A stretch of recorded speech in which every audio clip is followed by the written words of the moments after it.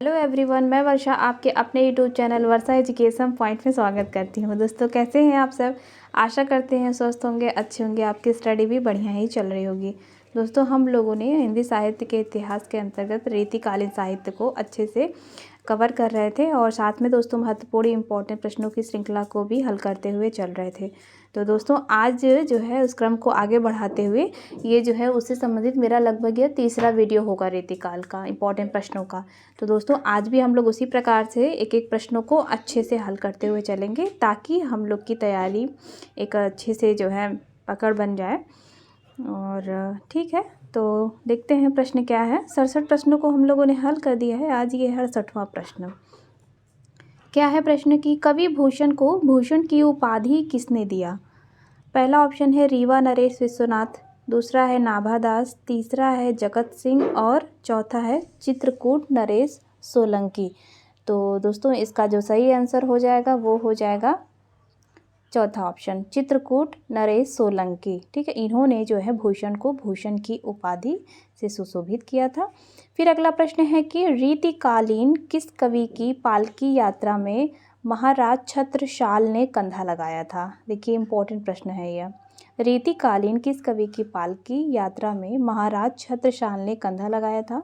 तो पहला ऑप्शन है केशवदास, दूसरा है पद्माकर, तीसरा है भूषण और चौथा है बिहारी। तो इसका जो सही आंसर हो जाएगा वह हो जाएगा भूषण।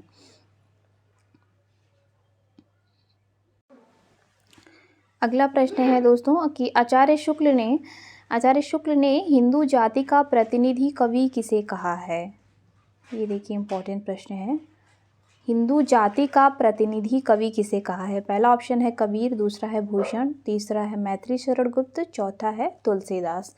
तो दोस्तों, इसका जो सही आंसर हो जाएगा वो हो जाएगा भूषण। देखिए, भूषण से कितने अभी अच्छे अच्छे प्रश्न जो है बन रहे हैं। फिर है अगला कि रीतिकाल में श्रृंगार रस की धारा को वीर रस की ओर प्रवर्तित करने का श्रेय किसे जाता है? रीतिकाल में श्रृंगार रस की धारा को वीर रस की ओर प्रवर्तित करने का श्रेय किसे है? तो पहला ऑप्शन है देव, दूसरा है पद्माकर, तीसरा है चिंतामणि, चौथा है भूषण। तो इसका जो सही आंसर हो जाएगा वो हो जाएगा भूषण। फिर अब क्या है ये जो है दोस्तों 72वां प्रश्न है कि ये मिलान करना है। रचयिता दे दिया हुआ है और रचनाकार।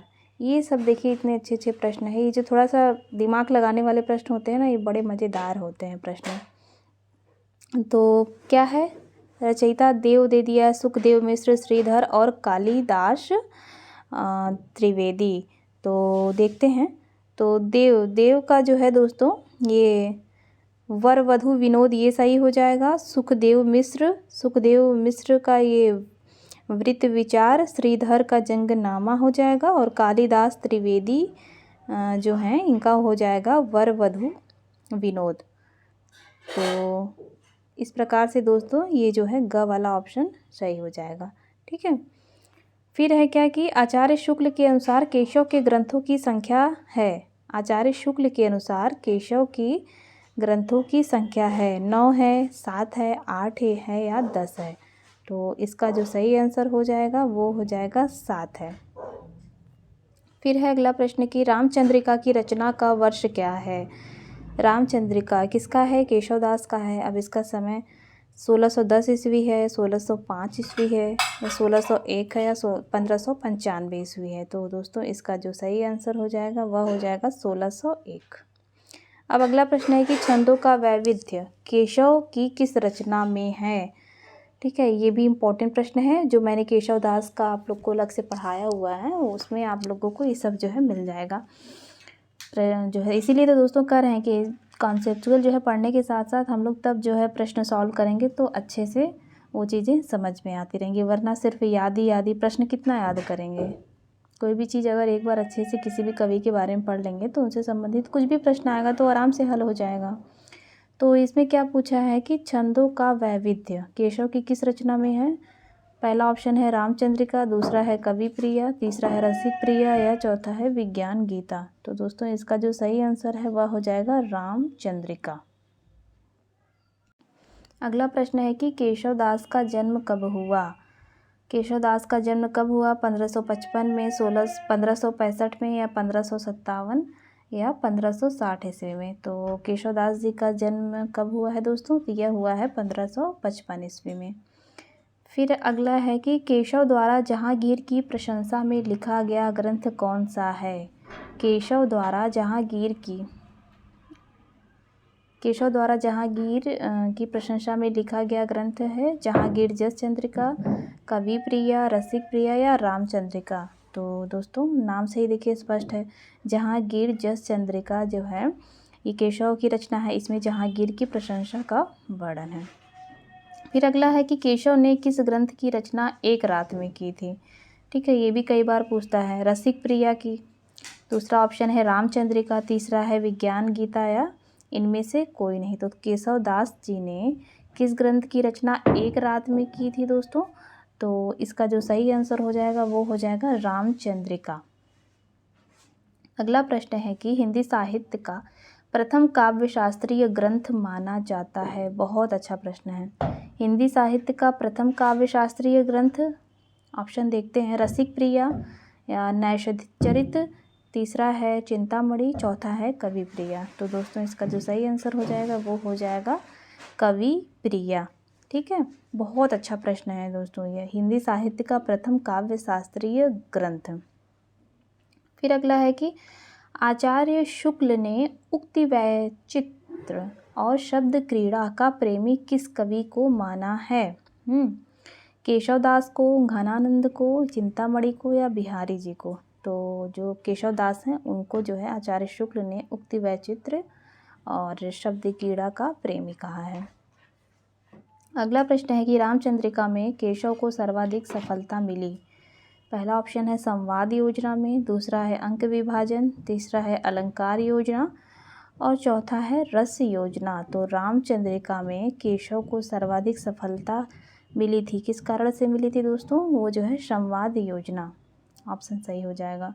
फिर है केशव को कवि हृदय नहीं मिला था, या कोटेशन पूछता है केशव को कवि हृदय नहीं मिला था कहकर किस आलोचक ने केशव को हृदयहीन कवि घोषित किया? पहला ऑप्शन है आचार्य नगेंद्र, दूसरा है कृष्ण शंकर शुक्ल, तीसरा है हजारी प्रसाद द्विवेदी, चौथा है आचार्य रामचंद्र शुक्ल।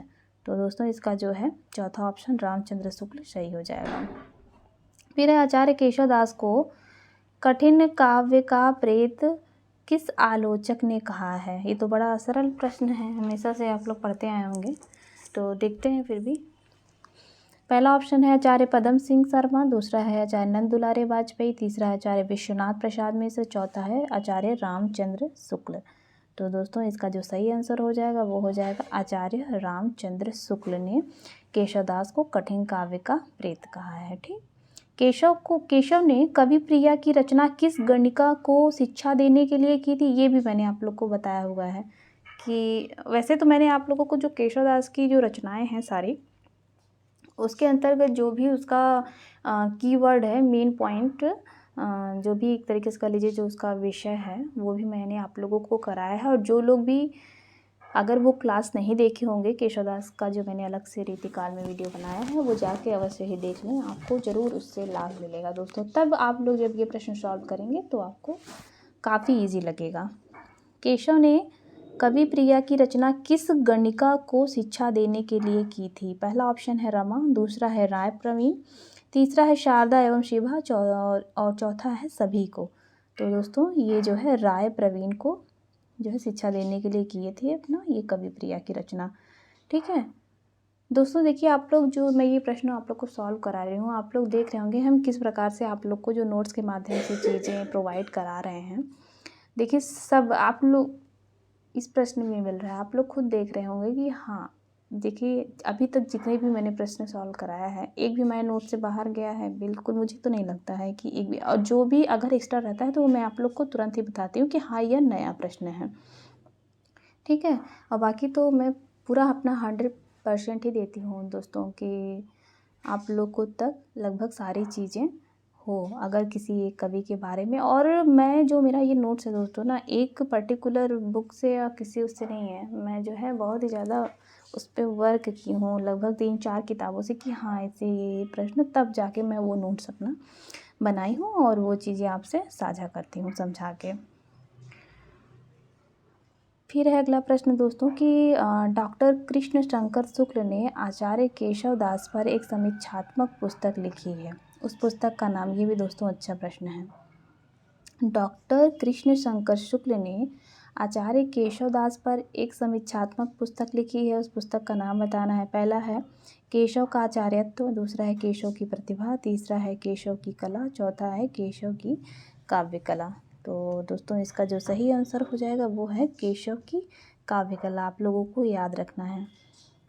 फिर है विज्ञान गीता किसकी कृति है, तो चिंतामणि की है, केशव दास की है, तुलसीदास की है, कृष्णदास की है। तो विज्ञान गीता दोस्तों केशव दास की है। ठीक, अगला प्रश्न है कि सेनापति का कवित्त रत्नाकर किस प्रकार का ग्रंथ है।